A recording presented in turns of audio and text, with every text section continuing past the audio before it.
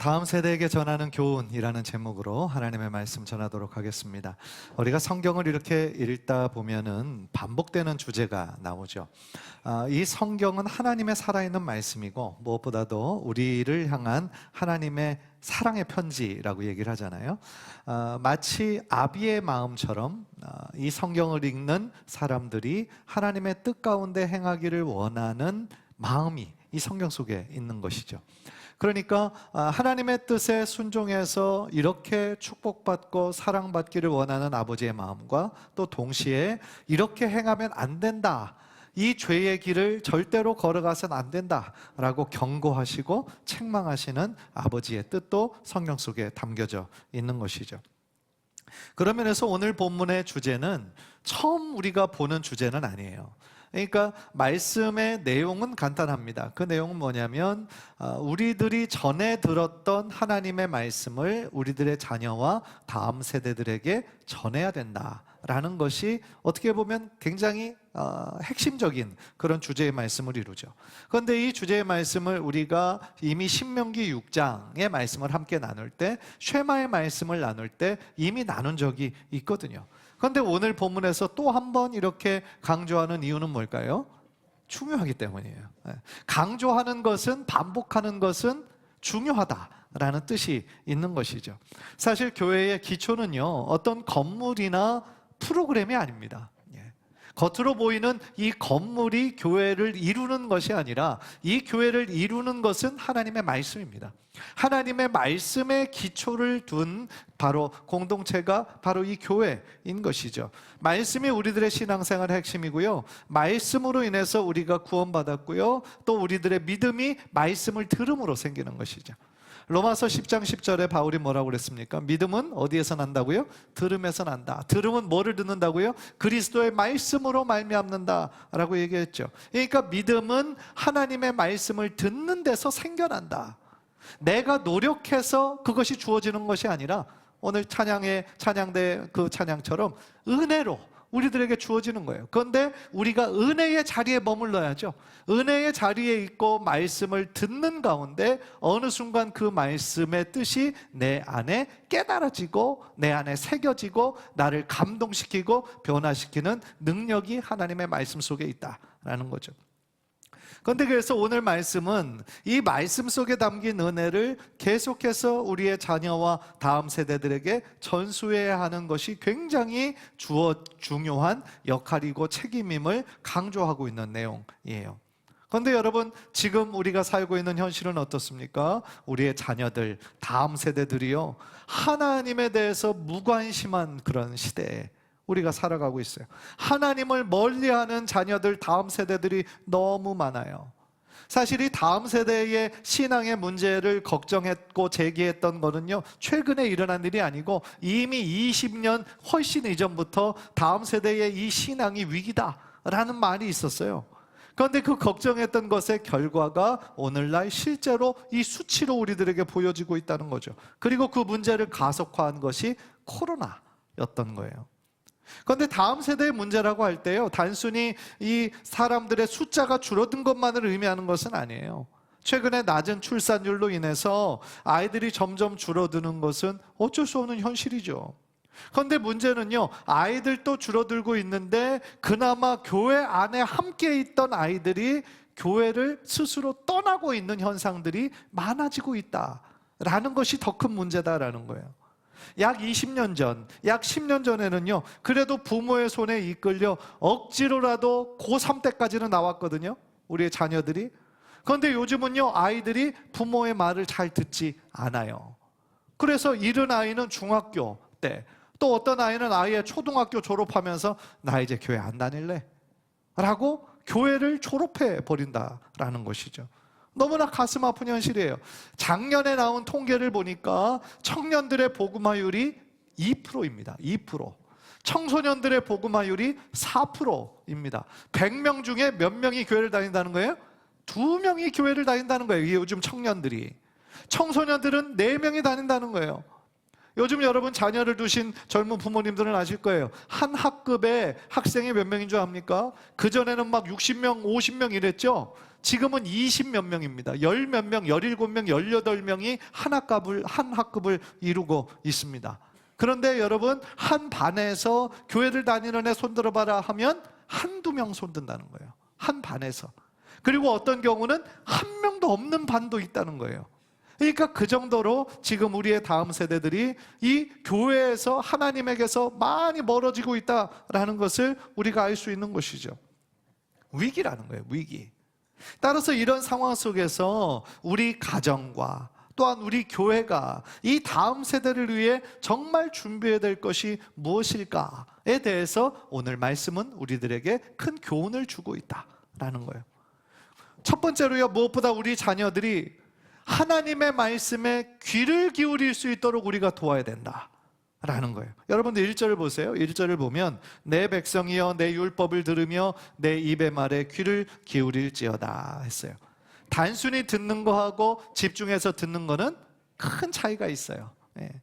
자녀들에게 뭐 어떤 거를 이렇게 지시할 때 아이들이 막 자기 뭔가 하면서 건성건성 이렇게 말을 들을 때가 있잖아요. 너 지금 듣고 있어? 아, 예! 라고 얘기해도 사실은 듣는 거예요? 안 듣는 거예요? 안 듣는 거예요.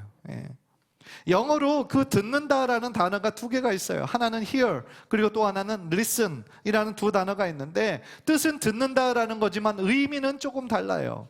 hear는요, 이미 일어난 일로서 우리가 노력하지 않아도 들리는 거를 hear라는 단어를 써요. 어떤 소음, 밖에서 어떤 막 사건, 사고, 큰 막 소리, 그런 거는 들리는 거예요. 우리가 의도하지 않아도 들려요.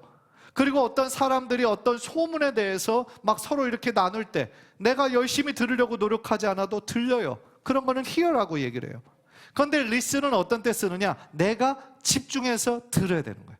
내가 귀를 기울여서 듣는 거, 그럴 때는 listen 혹은 listen to 라는 단어를 쓰는 거예요. 그런데 오늘 이 성경에서 말하고 있는 내가 하는 말에 율법을 들어라, 내 입의 말에 귀를 기울여라 할 때는 당연히 listen 이라는 단어가 쓰여진 거예요. 왜? 우리가 우리들의 자녀들에게 집중해서 하나님의 말씀을 듣도록 해줘야 됩니까? 그만큼 하나님의 말씀을 집중해서 듣는 것이 우리들의 삶에 있어서 자녀들의 신앙에 있어서 중요하기 때문이다라는 거예요. 생각해 보십시오. 하나님의 말씀이 없으면 믿음이 생겨날 수가 없어요. 믿음은 들음에서 난다라고 얘기했잖아요. 따라서 우리 자녀들과 우리의 다음 세대들에게 그 안에 믿음이 생겨나려면 어떻게 됩니까? 당연히 하나님이 어떤 분이시고 어떤 위대한 일을 행하셨는지 들려줘야 된다는 거예요. 그들의 귀에 들려줘야 된다는 거예요. 그래서 2절을 보면 시인은 하나님의 말씀을 예로부터 감추어졌던 것이다 얘기하고 3절에서는 우리가 들어서 아는 바이고 우리의 조상들이 우리에게 전한 것이다 라고 얘기하죠. 왜 하나님의 말씀이 감추어진 것일까요? 예수님의 씨 뿌리는 자의 비유를 생각하면 여러분들이 그렇구나 이해가 되실 거예요. 씨 뿌리는 자의 비유에서 길가에 가시밭에 뿌려진 그 씨앗은 뭘 의미했죠? 하나님의 말씀을 의미했죠. 그런데 길가에 쓰러진 것들은 열매를 맺었어요? 못 맺었어요? 못 맺었어요. 새들이 와서 금방 그 씨앗을 먹어버렸어요. 그러니까 길가에 뿌려진 씨앗처럼 길가와 같은 마음을 가진 불신자들은요, 하나님의 말씀을 들어도 깨닫지 못하는 거예요. 받아들이지 못하는 거예요. 그러니까 그들에게 말씀은 뭐예요? 감추어진 비밀이 되는 거예요. 하나님의 말씀을 듣기는 들었어도 깨닫지 못하는 거예요. 그러나 좋은 밥과 같은 마음을 가진 자들에게는 말씀을 들어서 깨닫게 됩니다. 이 말씀이 이런 의미구나. 그러면 그 말씀을 내 삶 가운데 이렇게 살아가야 되는 거구나 라고 깨닫게 되는 거죠. 따라서 그 말씀이 우리에게 깨달음을 주기 때문에 그 깨달음을 우리들의 자녀들에게, 후손들에게 대대로 알려줘야 된다라는 거예요. 그래서 4절을 보면 하나님의 말씀과 능력을 후대에 전해야 된다라고 강조하죠. 우리 4절 다 함께 볼까요? 시작. 우리가 이를 그들의 자손에게 숨기지 아니하고 여호와의 영예와 그의 능력과 그가 행하신 기이한 사적을 후대에 전하리로다. 아멘. 따라서 과거에 우리의 조상들에게, 우리의 부모님들에게 전해 들었던 그 아름다운 신앙의 전통을 현재를 살고 있는 우리가 앞으로 미래를 살아갈 다음 세대와 자녀들에게 그 말씀을 전해야 되는 거예요. 그 말씀을 들리도록 해야 되는 거예요. 만약에 이 말씀을 후대에 가르치지 않으면 어떻게 될까요? 하나님의 말씀 속에 담긴 진리를 그들이 들을 방법이 없는 거예요. 세상의 학교에서 성경을 가르쳐 주나요? 안 가르쳐 주죠. 교회가 아닌 세상에는요, 하나님의 진리가 아니라 그냥 세상적인 그런 교훈들만 가르쳐 주잖아요. 따라서 후대의 말씀을 부지런히 전하고 가르쳐야 될 사명은 바로 우리들에게 있다. 다른 사람들, 그저 목사와 선교사님들에게 주신 사명뿐만 아니라 우리들 모두에게 그 말씀을 후대에게 가르쳐야 할 사명이 우리들 모두에게 주셨다라는 거예요. 생각해보면 우리도 누군가 전했기 때문에, 그죠? 우리가 들은 거 아닙니까? 우리의 부모님이 먼저 신앙생활을 했기 때문에 우리가 어릴 때부터 교회를 다닌 것 아닙니까? 따라서 전하는 자 없이 어떻게 말씀을 들을 수가 있겠느냐는 거죠. 이스라엘 백성은 하나님의 말씀을 그 아버지가 아들에게 전했어요. 그리고 그 아들이 또한 자신의 자녀들에게 또한 전하는 시스템이었어요. 그래서 이 성경을 보면은요, 이스라엘의 역사를 살펴볼 때 하나님의 말씀이 잘 전수되고 믿음이 잘 전수될 때 이스라엘을 하나님께서 엄청나게 축복하셨어요. 부강한 나라가 되게 하셨고 아주 강대한 나라가 되게 하셨어요. 그런데 반대로 이 믿음이 단절되었을 때, 부모들은 믿음을 알고 그것대로 지켰지만 자신의 자녀 세대들에게, 다음 세대들에게 그 말씀을 전하는 사명을 망각하고 그것을 중요하게 여기지 않았을 때 그 다음 세대 하나님과 멀어지는, 그래서 하나님의 책망과 징벌을 받을 수밖에 없는 나라로 변할 수밖에 없었다라는 거예요. 얼마나 안타까운 일입니까?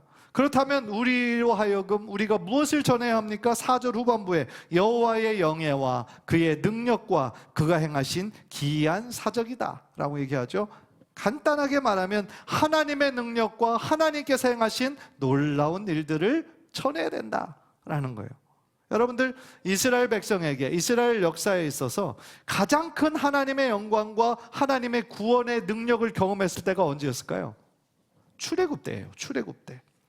그러니까 애굽에서 400년 동안이나 그들이 노예로 살다가 하나님의 뜻이 있어서 400년 동안 큰 민족을 이루게 하셨고 모세라는 영도자를 통하여 이제 애굽을 나오게 하셨잖아요. 왜 그들을 애굽에서부터 나오게 하셨습니까? 하나님의 꿈이 있었잖아요. 제사장 나라와 거룩한 백성의 삶을 살라는 거예요. 제사장 나라라는 것은 이스라엘을 위한 한 나라만이 아니라 제사장의 역할이 모든 예배자들을 하나님께로 더욱더 이끄는 중보자의 역할을 감당하는 것처럼 이스라엘이라는 나라를 통하여 모든 민족을 축복하라고, 모든 민족에게 하나님의 복음을 전하라고 이스라엘이라는 나라를 하나님께서 세워주신 거였죠. 따라서 그들 이스라엘의 후손들은 뭐를 알아야 됩니까? 이 우리 민족이, 우리 나라가 저절로 이렇게 형성된 것이 아니구나. 하나님께서 아브라함을 부르실 때부터 이 민족에게 언약을 맺으실 때부터 하나님의 그 선한 계획이 있으셨구나 라는 것을 그들은 말씀의 전수를 통하여, 믿음의 전수를 통하여 계속하여 깨닫고 실천해야 하는 사명이 있었다라는 것이죠.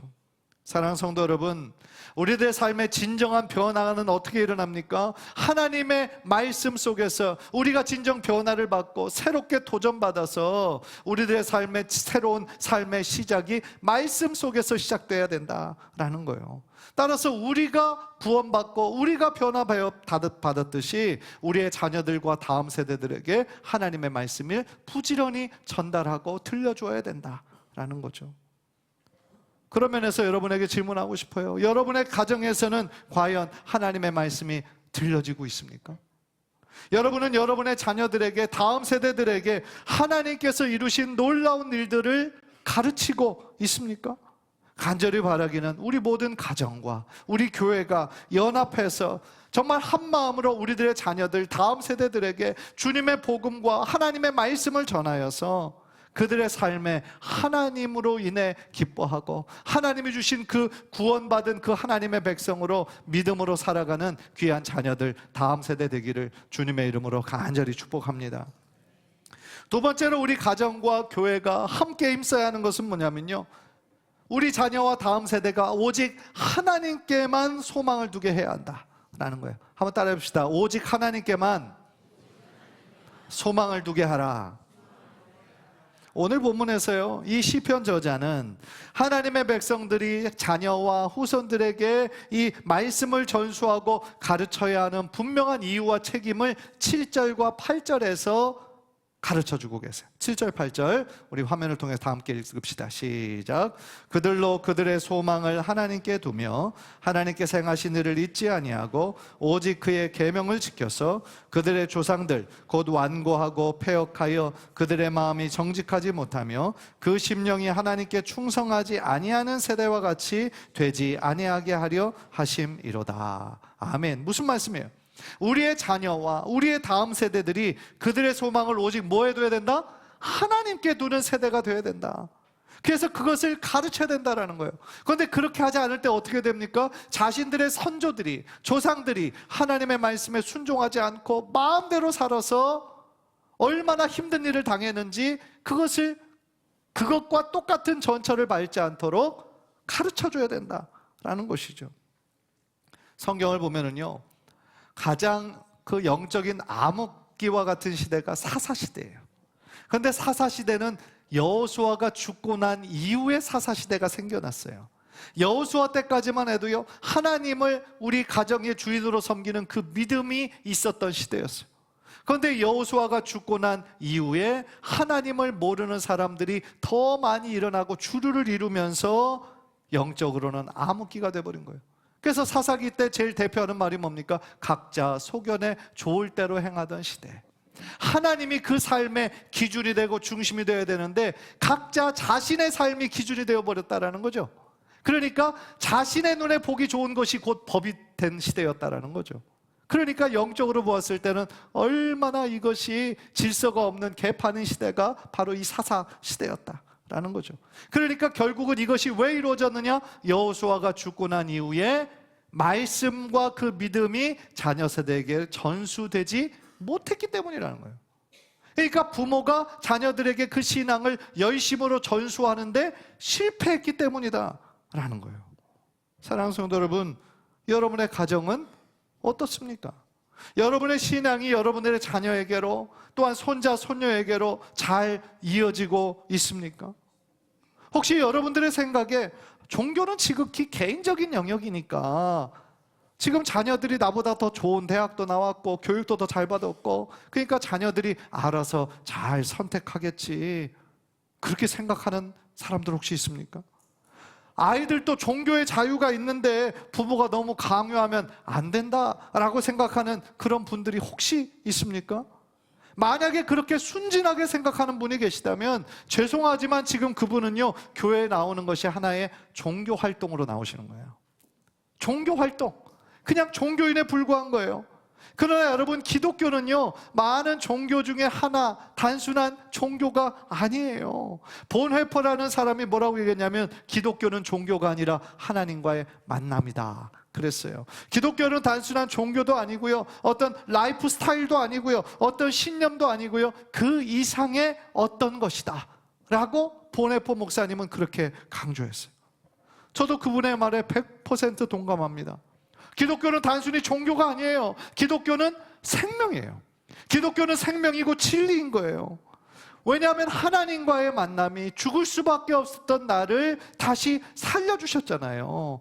죄와 허물로 죽을 수밖에 없었던 나를 자신의 사랑하는 아들 독생자 예수 그리스도의 피값으로 예수님의 생명과 나를 맞바꿔 주셨잖아요. 얼마나 고귀합니까?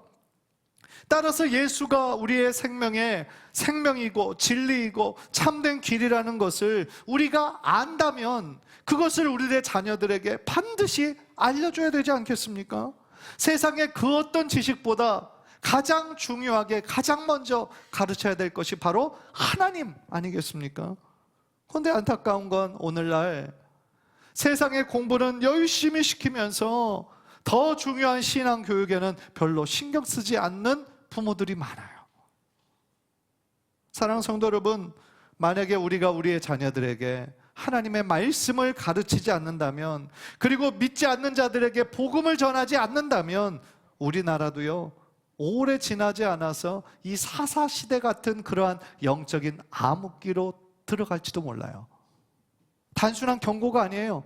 실제로 그렇게 될 가능성이 굉장히 농후합니다. 지금 유럽, 어떻게 보면 기독교가 정말 부흥하고 발원하고 그 종교개혁이 일어났던 영국, 그 독일 그런 것 같은 나라는요, 많은 교회들이 지금 술집으로 바뀌고 극장으로 바뀌고 하나님을 진심으로 믿는 사람들을 찾기가 어려운 시대가 되어버렸어요. 지금 우리 때, 우리 한국은 그래도 괜찮아. 지금 우리 때는 괜찮아. 그렇게 얘기해서는 안 된다는 거예요. 왜냐하면 지금 그 어느 때보다도 세속주의와 물질주의가 지금 교회 안으로 너무 강하게 침투했잖아요. 우리 자녀들의 생각에 이 물질주의가 너무 가득 차 있잖아요.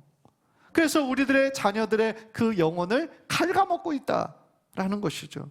한 예로 요즘 공부하는 우리 자녀들, 학생들에게 커서 뭐가 되고 싶어? 물어보면 10명 중에 7명이나 8명은 이렇게 대답합니다. 뭐라고 대답할까요? 모르겠는데요. 예. 여러분들 뭐 의사, 변호사 뭐 그런 걸 것 같으세요? 아니에요. 모르겠는데요가 거의 다예요. 요즘 아이들이. 무슨 얘기입니까? 꿈이 없다는 얘기예요. 꿈이 없어요. 뭐 되고 싶은 게 없어요. 혹 2-3명은 자신이 되고 싶은 걸 얘기합니다. 그거 들어보면 연예인이거나 혹은 건물주가 되고 싶다고 얘기를 해요.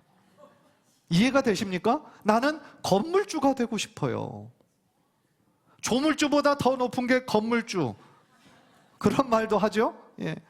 왜 한참 꿈을 꿔야 될 우리들의 젊은 세대들이 건물주가 되고 싶어 할까요? 그것이 좋아 보이기 때문이죠. 편하게 보이기 때문이죠. 매달 건물에서 나오는 임대료로 편하게 먹고 사는 것이 인생의 최고야 라고 생각하는 거죠. 그 어린 자녀들이 어릴 때부터 그 물질주의에 완전히 빠져 있는 거죠. 저는 그런 말들을 들으면 슬퍼져요, 마음이. 왜냐하면 그들이 마땅히 꿈을 꿔야 될 시대잖아요. 꿈을 꾸고 소망을 가져야 될 그 시대에 그들의 꿈과 소망이 너무 변질됐어요. 너무나 세상적이고 너무나 물질적인 것에 변질돼 버렸어요. 그리고 그렇게 맞는 것이 누구냐는 거죠. 물론 이 세상이죠. 그러나 우리들은 혹시 아닌가요? 우리 하나님이 우리를 구원해 주신 것이 우리가 정말 이 땅 가운데 잘 먹고 잘 살기를 원하는 그 마음 때문에 우리를 구원해 주셨을까요? 하나님이 자신의 사랑하는 아들 독생자 예수 그리스도의 피로 우리를 맞바꾸어 주신 이유가, 하나님이 그토록 이처럼 우리를 사랑하시는 이유가 바로 이 세상에 사는 사람들과 우리가 똑같이 살아가는 것이라고 한다면 우리 하나님 얼마나 안타까워하시겠어요. 내가 너를 구원한 목적이 이게 아닌데, 이것보다 더 고귀한 목적을 가지고 살기 위함인데, 하나님 너무나 안타까워하시고 탄식하실 거예요. 우리의 구원이 가능했던 거는요, 예수님이 하나님이시잖아요. 완전한 하나님이시고 하늘의 영광의 자리를 다 내어버리고 이 땅에 오셔서 친히 십자가의 죽음을 감당하셨기 때문이죠. 그런데 만약에 예수님이 하나님의 영광만 취하시고 십자가는 너무 힘들어, 십자가는 너무 고통스러워, 내가 왜 죽어야 돼? 십자가의 길을 피하셨다고 한다면 우리에게 구원이 올 수 있었을까요? 구원은 이루어지지 않았죠. 따라서요, 예수님의 그 헌신과 그 희생으로 말미암아 우리에게 구원을 주신 것은 이 세상의 성공과 편안한 삶의 소망을 두는 것이 아니라 오직 누구에게 소망을 두며 살라는 거예요? 하나님께 소망을 두고 살라는 거예요. 그런데 우리가 믿음을 지키고 살아가고 있지만 우리들의 시선도 솔직히 너무나 현세적이에요. 현세적이라는 뜻은 뭐냐면 이 땅에 살아가는 것에만 집중하며 우리가 살아가고 있다는 거죠. 그렇지 않습니까, 여러분? 그러나 우리들의 시선을 하나님께서 어디다 두라고 그러는 거예요? 영원에 우리들의 시선을 두라고 말씀하잖아요. 이 땅에서의 삶 70, 80, 길면 90, 영원이라는 관점에서 보면 우리의 육체 이곳에서 누리는 시간은 잠깐에 불과한 거예요. 우리들의 영원한 시간은 어디서 우리가 누려요? 천국에서 누리는 거예요. 따라서 우리들의 본향은 천국이에요. 이곳이 아니에요. 이곳은 잠깐 거쳐가는 나그네 인생에 불과한 거예요. 그런데 이 잠깐 거쳐가는 나그네 인생에 우리들의 목숨을 걸고 마치 이곳이 다인 것처럼 생각하면 세상 사람들과 다를 게 뭐가 있냐는 거예요. 비록 이 땅에서의 삶은 믿음을 지키며 살아가는 삶이 힘들고 많은 고난과 고통이 있다 할지라도 비록 우리가 걸어가야 하는 그 길이 넓은 길이 아니잖아요. 세상 사람들이 다 따라가는 넓은 길이 아니라 좁은 길이에요. 그러나 그 길이 우리 예수님 걸어가신 길이고 또한 우리로 하여금 그 길을 따라오기를 원하신다면 우리는 그 길을 기꺼이 믿음으로 가야죠. 왜냐하면 그 길에 누가 계세요? 하나님이 함께 하시는 거죠. 세상의 넓은 길은 많은 사람들이 좋아하고 인기 있는 길일지 모르지만 결정적으로 하나님이 없는 길이죠. 하나님이 버리신 길이죠. 그런데 많은 세상 사람들이 그 길을 따라간다고 우리도 아무 생각 없이 그 길만 따라가서 영적으로 멸망해 버린다면 얼마나 안타까운 일이냐는 거예요. 그런 면에서 여러분에게 다시 한번 도전하고 싶은 거예요. 올해 연초에 우리가 시작했던 우리 성경 통독을 우리의 자녀들과 함께 하자, 가정 예배를 매주마다 드리자 라고 제가 여러분들에게 도전하고 함께 하기로 했잖아요. 그런데 여러분 어떻습니까? 지금까지 잘 따라하고 계십니까? 예. 성경 통독을 지금 잘 하고 계신 분들은 끝까지 성공하시기를 주님의 이름으로 축복합니다. 그러나 혹시 중간에 어려운 부분 이렇게 읽으면서 멈추신 분들도 많이 계시죠. 많이 계실 거예요. 그렇다면 여러분, 이제 이미 못했는데 내년에 시작하자, 그렇게 생각하지 마시고 아직 1년의 반도 안 지났죠. 1년에 5개월만 딱 지났죠. 다시 시작할 수 있어요. 다시 여러분들 시작해서 충분히 통독을 또한 시작을 하셨으면 좋겠어요. 무엇보다도 자녀들과 함께 성경을 읽으면서 여러분들이 그 믿음이 여러분들의 믿음도 강건해질 뿐만 아니라 여러분들의 자녀들의 믿음도 함께 성장하는 큰 축복을 각 가정마다 경험하시게 되기를 주님의 이름으로 간절히 축복합니다. 동시에 가정 예배를 통하여서 이 신앙의 전수가 어떻게 일어나는 거예요? 그 믿음의 전수가 어떻게 일어납니까? 우리가 하나님 예배하는 모습을 보여주면서 이루어지는 거예요. 우리가 하나님을 뜨겁게 사랑하는 모습을 의도적으로라도 보여주면서 그 신앙과 믿음이 전수가 되는 거예요. 어제 한 성도님이 저에게 이렇게 찾아오셔서 어머니 얘기를 하는데 그 아들의 입장에서 봤을 때는 그냥 나이 드신 어머님이 새벽 예배 이렇게 가는 거를 너무 이렇게 불안해가지고, 왜냐하면 그 교회가 언덕 위에 있대요. 그러니까 겨울 같은 때는 위험하고 미끄럽잖아요. 그래서 어머니 이게 새벽 예배 가지 말라고 이렇게 위험한 길, 미끄러운 길을 넘어지면 어떻게 하려고 그러냐고. 그랬더니 어머님이 이렇게 말씀하시더래요. 야, 내가 지금까지 이렇게 새벽 예배 한 번도 안 빠지고 가는데 내가 아침에 딱 이렇게 문을 열면 하나님께서 교회 가는 길을 그냥 쫙 비춰주신다는 거예요. 하나님께서 그 길을 안전하게 그냥 쫙 비춰주신다는 거예요. 그런데 실제로 그분의 믿음일 뿐만 아니라 저는 실제로 그렇게 하셨을 거라고 저는 믿어요. 그래서 한 번도 넘어지지 않으시고 한 번도 다치지 않으시고 하나님 부르시는 그때까지 새벽에 제단을 쌓으면서 하나님께 기도하는 삶을 사셨다는 거예요. 그러니까 그 모습이 자녀들의 삶 가운데 각인되어 있죠. 야, 우리 엄마는 이렇게 시골에서 살면서 한 번도 그냥 교회 안 빠지고 새벽 예배 기도하고, 그런 어머니의 기도가 있을 때 우리들의 마음이 하나님께로 돌아올 수밖에 없는 거 아니겠습니까? 마찬가지예요. 우리의 자녀들, 우리의 다음 세대들이 정말 하나님을 잘 믿고 축복받기를 원하는 마음이 모두에게 있으시잖아요. 그런데 그 중요한 걸 왜 자녀들에게 자유를 줍니까? 왜 자녀들로 하여금 선택하게 합니까? 이 길이 진리인데, 이 길이 생명인데 그거를 가르쳐야죠. 다른 어떤 것보다도 이것이 중요하다는 것을 각인시켜야죠. 며칠 전에 한 동영상을 보고 큰 도전을 받은 적이 있어요. 미국의 한 5학년짜리와 이 인터뷰를 하는 대목인데, 이 미국에서 공부하는 5학년 초등학생이에요. 그런데 얼마나 말씀을 많이 암송하는지, 말씀을 많이 암송하고 또 그 말씀대로 살아가려고 노력하는 그런 모습을 보면서 많은 도전을 받았어요. 이 아이도 진짜 대단한데 저는 더 대단한 건 그들의 부모라고 생각해요. 야, 공부하는 것도 바쁘고 하기 싫어할 텐데, 놀고 싶어 할 텐데 자녀들 앉혀놓고 말씀 읽게 하고 암송시키고, 그렇게 하려면 부모가 얼마나 많이 기도하고 얼마나 많이 노력했겠어요. 그런데 그 아이가 그러는 거예요. 어떤 시간이 가장 행복합니까? 우리 가족이 함께 모여서 예배할 때가 가장 행복해요. 아빠는 기타 치고 누나는 피아노 치고 함께 찬양하고 그럴 때 너무너무 행복하고 기쁘다고 이렇게 얘기를 하더라고요. 그러니까 그 가정은 제가 방문하지 않았어도 어떤 가정일지 감이 잡히는 거죠. 야, 저 가정은 정말 작은 천국과 같은 가정이구나. 네. 사랑하는 성도 여러분, 하나님의 말씀이, 하나님의 그 은혜가, 하나님의 믿음이 우리의 자녀들에게, 우리의 손자 손녀들에게 이어지지 않는다면 어떻게 될까요? 어떻게 될까요? 큰 엄청난 결과가 그들의 삶에 주어지는 거죠. 우리들 모두가 그러기를 원치 않잖아요.